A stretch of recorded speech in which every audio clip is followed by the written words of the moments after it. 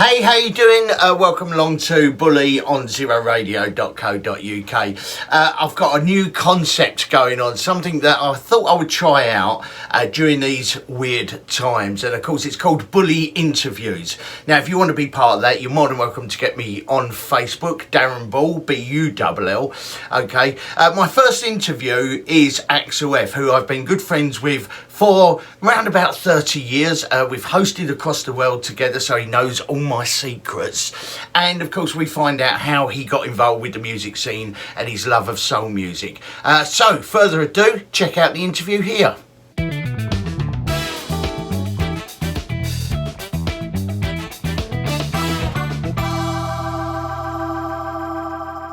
Excuse me, just one. I'm just having a drink out of this wonderful cup, by the way. Oh, lovely. A nice cup, I have to say. So am Lovely. I having a drink out of this wonderful cup. So, right, as always, it's Bully's Interviews, and of course, we get to chat, or I get to chat, have the pleasure of chatting to people that are on the music scene, particularly the soul music scene as well. And of course, it gives me great pleasure to not only a long friend from over 30 years, but also we've sort of hosted around the world together at corporate events. We're also involved with Zero Radio, of course, Club Zero and the Midday Mix on a Thursday. Axel F, welcome to Bully Interviews. How are you doing? I'm doing really well. Thank you for inviting me on this interview, Bully. It's fantastic to be involved in the music, as you were saying. Well, I'm going to let you into a bit of a secret. Of course, this is the first one that we've done as well, because I think it's important that people chat, particularly at the moment. And of course, it's nice to have you on the show, telling us and giving us an insight into Axel F. Now, we've got Halloween coming up. Do you celebrate Halloween? I used to celebrate it a lot. Obviously, we have restrictions now, but my children are a lot older. And I think if I dragged out my son at 21-year-old today, trick-or-treating, he might not like that. No. Do you run up and down the street in a sheet going, woo, woo? No, that would probably just be you. Right, as always on these interviews, I like to go right back to the start. So how did it all begin for Axel F in the soul music scene?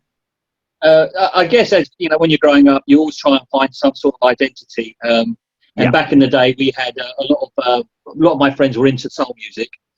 So I decided that's where I was going to go, and I actually love the soul music scene. Yeah. And obviously, when you go out, you've got a lot of peer pressure. So you kind of go out to these discos. At the time, they were called discos in the day. And this one we went to was called Cloud 9, and we used to go there I think it was a Friday night. Not too much drink because we were quite young, and we would go out there just to dance. So spend most of our time dancing. I mean, nowadays, I don't know if they go to clubs. I don't think they go there directly to dance. We were going purely for the dance and the music. Did you? Because one thing in the clubs back in the day was one thing, particularly I went to 06, and it was the first time that I saw a group of fellas all dancing together, all in sequence as well, doing to D-Train. You know, you're the one for me. And it was like, wow, this is completely different. Was that part of your dancing music scene? Yeah, we used to. I mean, these days, I think, I'm not so sure if they do dance in crowds of blokes, but when we used to go out there was about 10, 11 of us would be nearly sometimes in a circle, blokes dancing together. You're dead right. And of course, being quite a bit of a groover, Bully, as you know, I was sometimes. I'm so jealous of the way this fella dances, dear people. You'd actually get pushed in the middle. Yeah. And, you know, and you'd have to do a little bit, which was. So did you dance like this? Yeah, no. But you get pushed in the middle, and every week I'd actually think about it. If I got pushed in the middle tonight, I think, what am I going to do? What signature move am I going to do? You know, you'd always think about it. You kind of get worried about it because it was like your reputation. So you went to the clubs, you got into the music. How did you get into then obviously starting to spin the tunes and get into the sort of DJing, the radio side and stuff like that? What made you want to be involved with that? Well, I mean, again, with back in the day when there wasn't the internet and there wasn't, you know, the things they've got nowadays, we actually had to find things to do. And one of the things that we used to do was to have quite a lot of parties. Yeah. And let's have a House party. parties. What are we going to House parties. What are we going to celebrate? I don't know. Let's celebrate Saturday. So we'd have a party, you know, And at the time, I was buying a lot of 12 inches, as you well know. I used to tell you about. I used to buy 12 inches, and I think they were about 80p a disc or something at the time. And I used to have loads, and people say, "Should we have a party?" Colin, you do the music. Because you had a big collection of vinyl in the day. Because I had a big collection of vinyl, different colours, different 12 inches, blah, blah, blah. And I used to do them on my mum's Fidelity turntable. What, the hi-fi, the stack hi-fi system? Or was it a big... And a box. And then you put the record on. Yep. Brilliant. Those who don't know what a record is, it's a black vinyl disc. Vinyl. Called it vinyl. Yeah. So where did it go from there? So you growing up, you from... Where are you from originally? From East London. My mum comes from Malaysia, but she moved over when my dad was in the army, but we won't. It's a long story. And then I, as I said, was starting to get into the music then, a lot of dancing. And then I met you. We met each other, as you said, 30 years ago at Ford Motor Company. I had hair then. We both had hair. Do you remember? You was a mobile DJ, weren't you? That's right. God, but that's going back a long, long time. You used to go around doing parties. You did my daughter's party. And then I saw you doing it, and I thought, I can do so much better than that. No, I saw you doing it. I thought, I like that. I like getting out there in front of people and doing, so maybe I should get involved a bit more, which is when you asked me to come to your radio show. We were at a different station at the time, and you said, Colin, would you like to come in on my show? And I was so nervous. You will not believe it. I remember it well as well. He was only little. He come walking in and he was like, and I said, bring in a selection of music and talk about the music that you liked at that particular time. And one of them was Sally B and the Buzzy Bunch. One Love. Is it called One Love? And I always remember that. And every time we play that track, it always reminds me of that moment of sitting there and interviewing you on that radio show. And that's sort of your tune. If that makes sense. It is my tune. And I have still got that that interview. What if you had to choose a tune now, going forward into 2020, what would be that one track that you absolutely love? It would be Real Love by Dryzabone. Really? That's such an anthem as well, and it's just so strong on the dance floors as well, isn't it? Why did you choose that one? Sorry? Why did you choose that one? Because I just love it.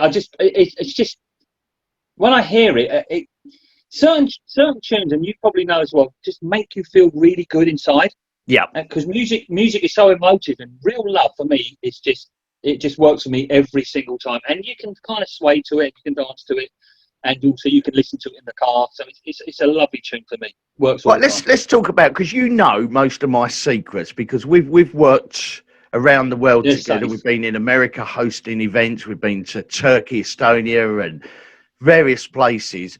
You know most of my secrets, okay? So what for Axel F, when you're walking out on stage in front of, we've had sort of audiences of up to 5,000. How does that make you feel? Are the nerves the same as what they are when you're DJing, when you're doing your radio, or is it a completely big adrenaline rush for Axel F?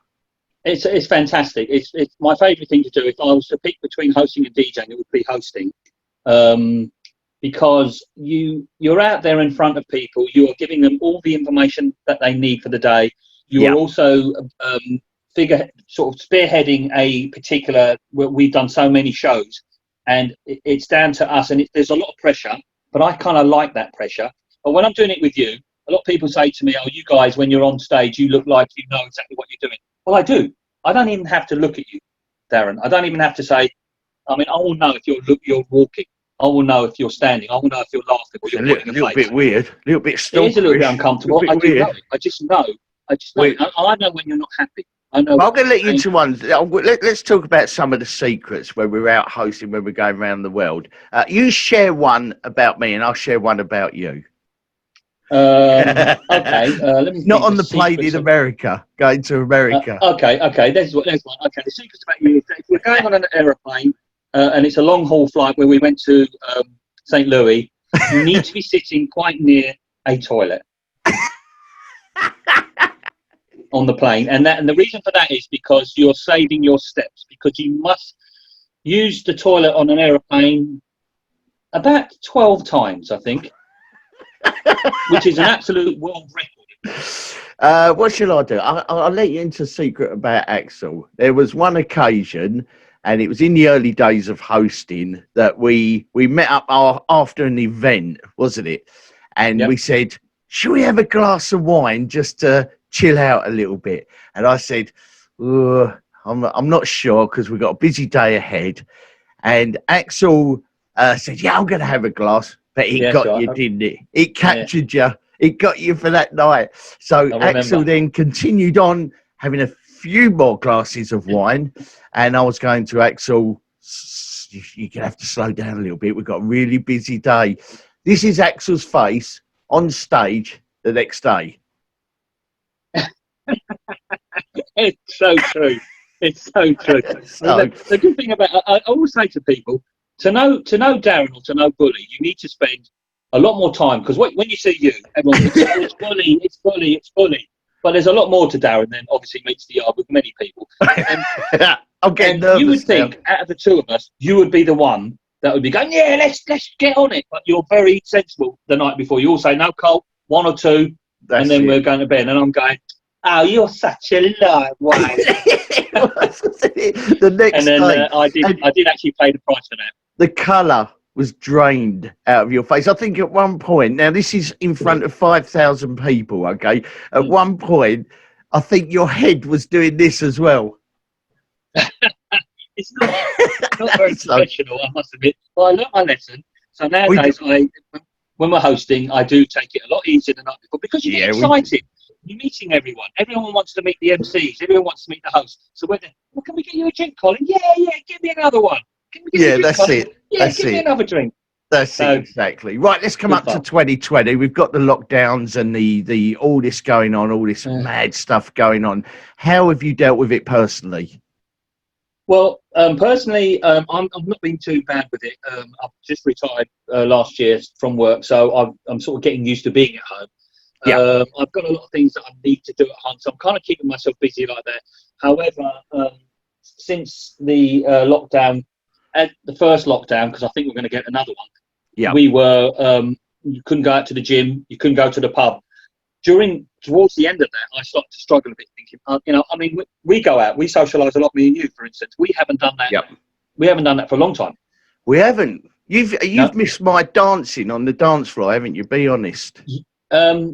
So anyway, actually, to dance badly, you do it the best. so right, let's now talk about the radio and the music scene as we are at the moment. You've got a couple of shows that go on during the week, haven't you? One during the week, the Thursday midday mix, and then you've got Club Zero. If you had to choose between soul music and dance music, what would be your favourite genre? Oh, that's a difficult one, because I love them both. I would probably still fall back on the soul music, because it's been my sort of bread and butter since I was younger. I have always had an open ear, I do like all kinds of music, and since we've been doing Club Zero, which is every Saturday night from 10 o'clock, I've been really getting into that. I've been really learning about more of the tunes there, your mixes, my mixes, Perry's mixes, and then you listen to them. I mean, there's some fantastic club music. It's 3 hours of sort of non-stop mix, but it's sort of almost like we've got this sort of catchphrase, which is like bringing the nightclub to your lounge, because obviously at the moment we're sort of heavily can't go out and enjoy what we used to back in the day, sort of thing. So tell us a little bit more about sort of Club Zero and the concept behind Club Zero. Well, there's obviously, as you just said, there's three of us. There's myself, yourself, and Perry Daniels. And we have a separate hour each, in which we will bring, as you said, the club to the lounge, so people in lockdown can get down. They don't need to go out. I mean, get your drinks ready. I mean, we have a few people joining us during Club Zero, dancing the video to our music, which is lovely. So a little bit in their lounge. Doing the first hour is normally quite disco-ish, I would say. A little bit towards the clubby, then it starts going a bit clubby. The second hour becomes very clubby, because it's between 11 and 12. 11 and 12, Yeah, and then and we alternate which hour we're doing, so we kind of just make sure our mixes sort of kind of suit out. And then Perry in his brilliant style, always brings the club and then he brings it back, doesn't he? He brings the music He does a back down. fantastic job as well. He does. Fantastic job. So it's all about... Are you involved with any other projects away from the radio and hosting? No, not at the moment. Unfortunately, I do miss our hosting because we do a lot of work for charity as well. People won't know, but we do a lot of work for charity, myself and you. And we have 2 charities that we always help every year.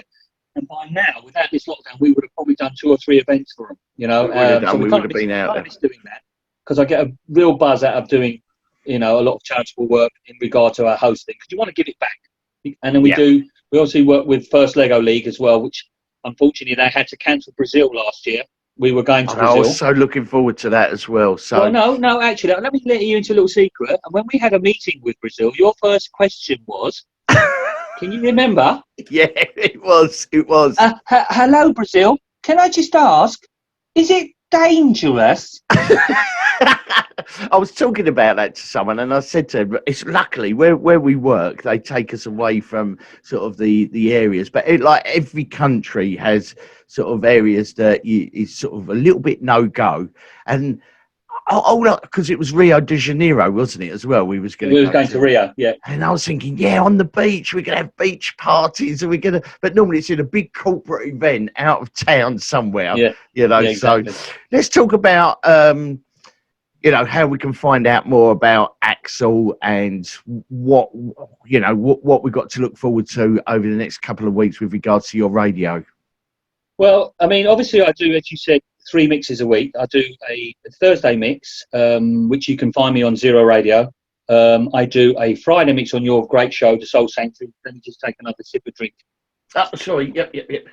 Okay. Hang on. Yeah, but that's nothing. No, this is The Soul Sanctuary. Look. I see what you're doing there. I see what you're doing. Right, so I've got a mix that goes out on your show on a Friday on The Soul Sanctuary to kick the weekend off, as we say. And then I've joined bands with you on the Club Zero, which is quite new. It's been running maybe 6, 7, 8, 9, 10 weeks. Yep, and that's going really well. So you can get me on Zero. You can get me on most social media platforms. Like Facebook, Instagram. Not yet on TikTok. No, 250 million users they have on TikTok. Can you believe that? Why do you want to go on anything? If only that many listeners to our shows. Well, why go on TikTok when they don't even have a C in it? Right, I always end up with one question before we finish the interview. That question, because we've got Halloween coming up. If you had one Halloween baddie chasing you around town, who would it be? A Halloween baddie? Well, it certainly wouldn't be the clown. It certainly wouldn't be the clown because I've got a fear of clowns. I didn't know that. Well, I don't know why I hang about with you because I've got a fear of clowns. I'm planning. Yeah, but with that clown that you did when you went to Caister, that just freaked me out. Anyway, I would probably have, because I have quite I quite like this lady, Kate Beckinsale. Hold on, wait. Kate, don't get uncomfortable. No, well, she is a baddie in Underworld, isn't she? In Underworld? Yeah, when she's wearing Underworld stuff, not underwear. Like leather. I'm not asking about your crush. I'm not asking about your film crush. What baddie would it be? I suppose, Kate Beckinsale. It would be Kate Beckinsale when she's that vampire in Underworld, right? I'd get her chasing me, and I wouldn't be running very fast. As always, Axel, it's always a pleasure to talk to you. I know we have a lot of fun behind the scenes as well. So thank you so much for basically creating history, because you are the first Bully Interviews person to talk to right here. So thank you for being and there. I tell you what, good luck with all the others because you won't top this one.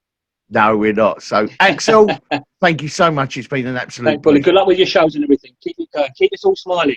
Cheers.